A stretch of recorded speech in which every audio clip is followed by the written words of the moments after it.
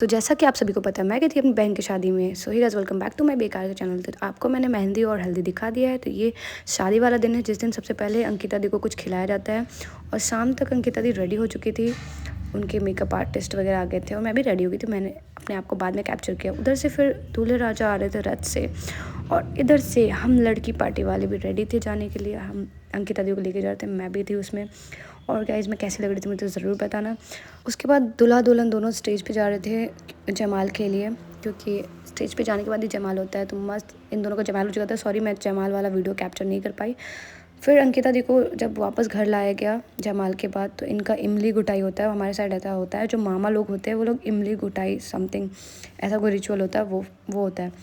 तो ये मेरी चाचू है, जो कि अंकिता दी की मामा लगता है, और उसमें मेरे पापा भी थे। बट इतने लोगों का मैं रिकॉर्ड नहीं कर सकती, क्योंकि अंकिता दी के बहुत सारे मामा हैं।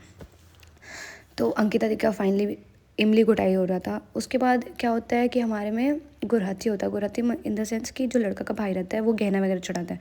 वो भी मैं कैप्चर नहीं कर पाई, सॉरी गाइज।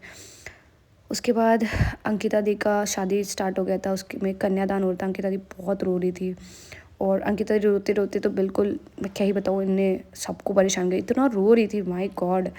उसके बाद इनका सिंदूर बढ़ाई और वो सब हुआ, जिस चीज़ में लड़का सिंदूर लगाता है। तो अंकिता दी को सिंदूर लगाया गया, सॉरी लगाया नहीं गया, जीजू ने लगाया। और सिंदूर लगाने के बाद इनका फोटोशूट, और अंकिता दी रो रो के पूरे काजल फैला दी थी अपना। उसके बाद मंगलसूत्र वगैरह डाला गया इनको, मतलब जीजू ने डाला मंगलसूत्र, ऑफ कोर्स वही डालेंगे क्योंकि उन्हीं का शादी हो रहा है। और अंकिता दी बेचारी मतलब खुश भी थी, लेकिन बहुत ज़्यादा सैड थी। उनको देख के बहुत बुरा लग रहा था, और इतना रो रही थी गाइज, आई कांट इमेजिन कि मतलब कि जब उनको क्या फ़ील हो रहा होगा। बहुत रो रही थी, बहुत रो रही थी, और मुझे उतना ही ज़्यादा बुरा लग रहा था। इसलिए मैं बहुत सारे वीडियो नहीं बना पाई, क्योंकि मुझे खुद भी बहुत बुरा लग रहा था उनको रोते हुए देख के। सारी मतलब हम सब बहनें रो रहे थे। रोते रोते मेरी नज़र जीजू के भाइयों पे गई, जो दोनों बेचारे थक के सो गए थे।